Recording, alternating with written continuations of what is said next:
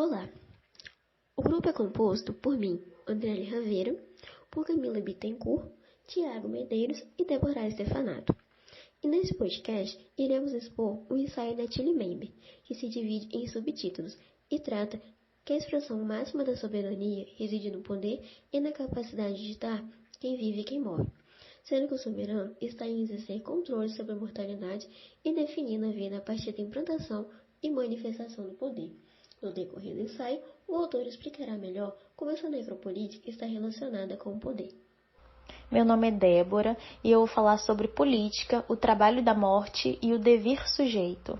Bom, o autor inicia esse subtítulo baseando-se no conceito de biopoder, que explora sua relação com as noções de soberania e o estado de exceção. Ele fala um pouco sobre os campos de morte, que tem, em particular, interpretados de diversas maneiras, e essa estrutura político-jurídica do campo, ele acrescenta um estado de exceção que deixa de ser uma suspensão temporal. O principal objetivo desse ensaio é debater a singularidade do extermínio dos judeus. E, de início, essa ideia é de que a modernidade esteve na origem de vários conceitos de soberania, portanto, da biopolítica. E essa perspectiva máxima da soberania é a produção de normas gerais por um corpo, um projeto de autonomia e a realização de acordo com uma coletividade mediante comunicação e reconhecimento. É uma base de distinção entre razão e desrazão. Nesse paradigma, a razão é a verdade do sujeito e a política. O romance da soberania baseia-se na crença de que o sujeito é o principal autor e controlador do seu próprio significado, definida como duplo processo de auto-instituição e autolimitação. Em vez de considerar a razão da verdade do sujeito, pode-se olhar-se para outra categoria fundadoras menos abstratas. Primeiro, o ser humano nega a natureza do seu esforço e, em segundo lugar, ele o transforma em elemento negado por meio do trabalho e luta. O ser humano verdadeiramente torna-se o sujeito, ou seja, separado do animal na luta e no trabalho. A vida do espírito, ele diz que não é aquela vida que tem medo da morte e se poupa da destruição. Ou seja, a vida falha apenas quando a morte a toma como refém. E a morte não se limita ao puro aniquilamento do ser. Além disso, o autor traz que a vida além da utilidade é o domínio da soberania, sendo esse o caso da morte e o ponto no qual destruição, supressão e sacrifício constituem o desperdício. E ao tratar de soberania como a violação de proibição, Bataille reabre a questão dos limites da política. Política, nesse caso, é o avanço de um movimento dialético da razão. Necropoder e a ocupação colonial na modernidade tardia. A ocupação colonial em si era uma questão de apreensão, demarcação e afirmação do controle físico geográfico. Escrever sobre o terreno um novo conjunto de relações sociais e espaciais.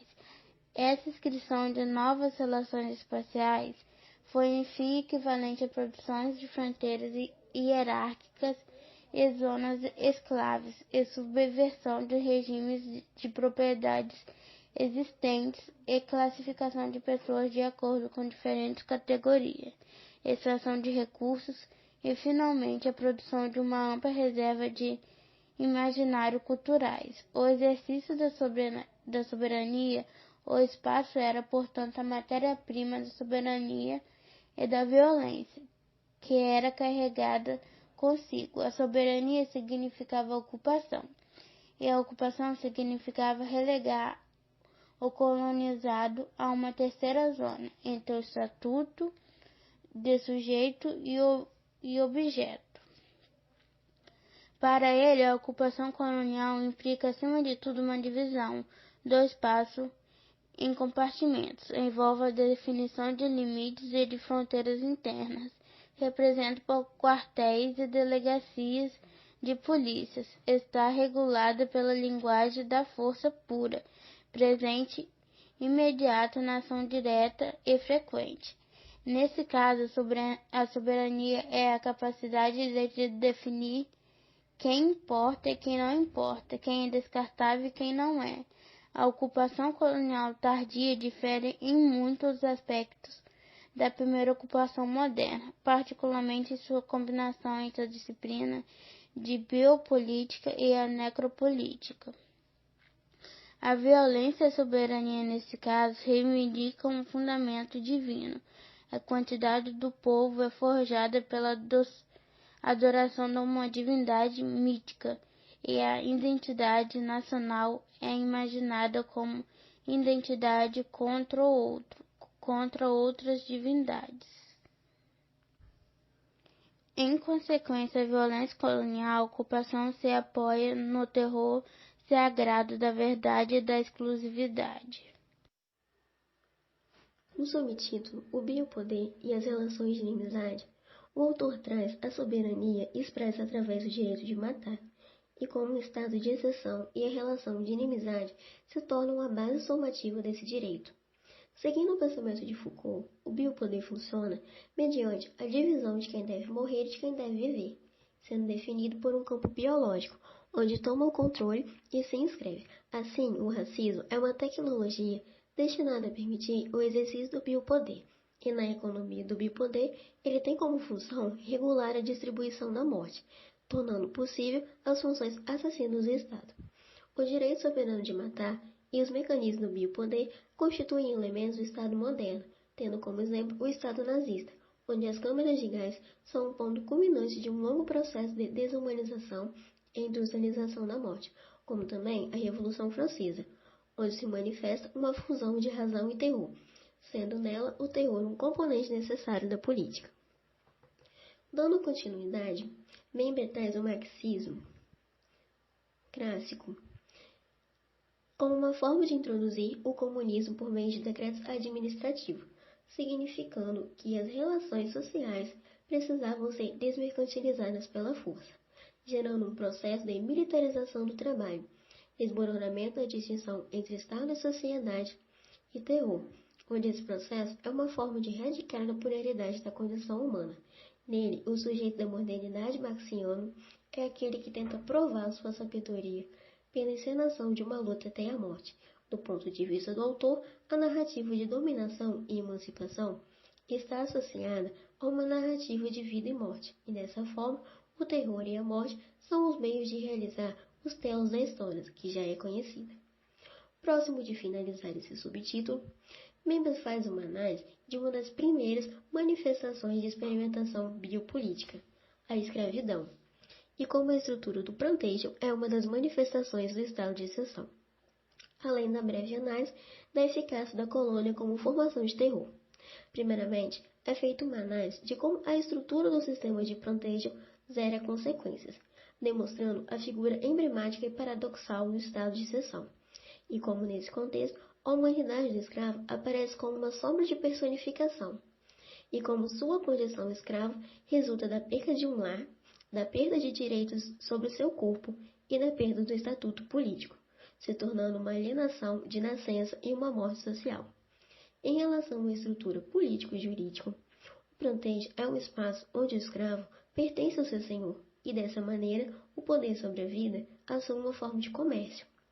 Em segundo lugar, o autor traz que a conquista colonial revelou um potencial de violência desconhecido até então, e que o que se testemunha na Segunda Guerra Mundial é a extensão de métodos anteriormente reservados aos selvagens, aos povos civilizados da Europa. A colônia é a representação de um lugar onde a soberania consiste no exercício de um poder à margem da lei, no qual a paz assume o rosto de uma guerra sem fim, sendo eficaz na formação de terror devido à domesticação da guerra e à criação de uma ordem jurídica europeia, além de ser uma zona em que a violência do estado de exceção opera a serviço da circulação da civilização, pois o direito de matar não segue normas legais e institucionais, onde o terror colonial se entrelaça com o imaginário colonialista, repleto de terras selvagens, morte e ficção. Na parte intitulada Máquinas de Guerra e Heteronomia, Achille Mbembe tendo examinado o funcionamento do necropoder, ele faz a distinção primeiro das guerras no contexto colonial e as guerras contemporâneas, ao passo que uma visava a conquista de territórios, a outra visava a aniquilação do inimigo. Nesse movimento, então, ele cita a Guerra do Golfo e a Campanha de Kosovo, na qual a força esmagadora foi decisiva graças a uma revolução militar tecnológica, ou seja, o uso de aviões, mísseis teleguiados, etc. A Campanha de Kosovo, por exemplo, deixou nas proximidades tão contaminadas que recomendou-se às mulheres grávidas a abortarem, e para as outras que evitassem a gravidez por pelo menos 2 anos, tamanha brutalidade que foi o evento. Kili Bembe vai falar que esta nova era é o da mobilidade global, e uma de suas principais características é que operações militares e o exercício do direito de matar já não constituem um monopólio exclusivo dos Estados. Ou seja, os Estados perderam essa autonomia. Então ele vai citar o exemplo da África, onde a própria coerção tornou-se um produto de mercado. Então ele fala aqui que as milícias urbanas, exércitos privados, exércitos de senhores regionais, segurança privada e exércitos de Estado proclamam todo o direito de exercer a violência ou matar.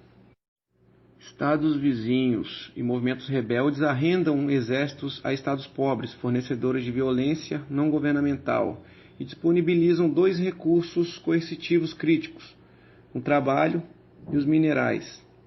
E vai falar também que cada vez mais os exércitos são compostos de soldados cidadãos, crianças soldados, mercenários e corsários. Ou seja, verdadeiras companhias da morte.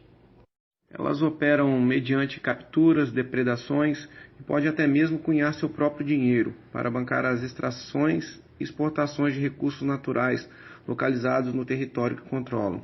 Nesse contexto, então, pessoas são valoradas quanto ao seu valor e utilidade e podem ser distribuídas como escravos, peões ou clientes. Mais adiante no texto, ele vai dizer que a generalização da insegurança aprofundou a distinção social entre aqueles que têm arma e os que não têm. E cada vez mais a guerra não ocorre entre exércitos de 2 estados soberanos.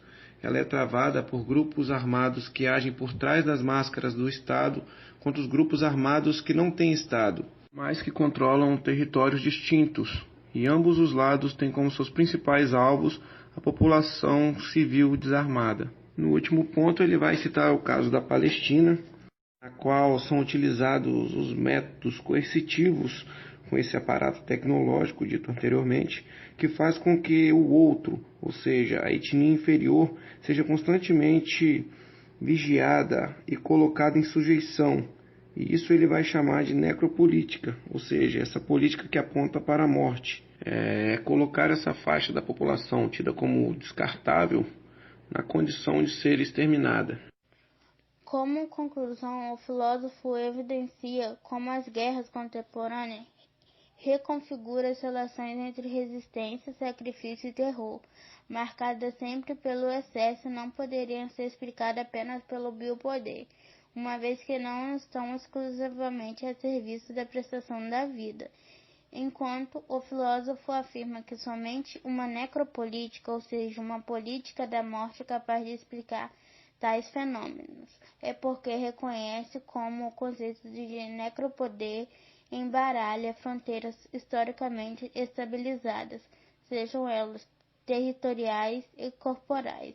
As análises dos filósofos portões oferecem um olhar de quem, nacionalmente inscrito nesse processo, percebe como o poder de matar agora atinge outro patamar, muito mais complexo, que não somente mata o sujeito, como cria o mundo de morte.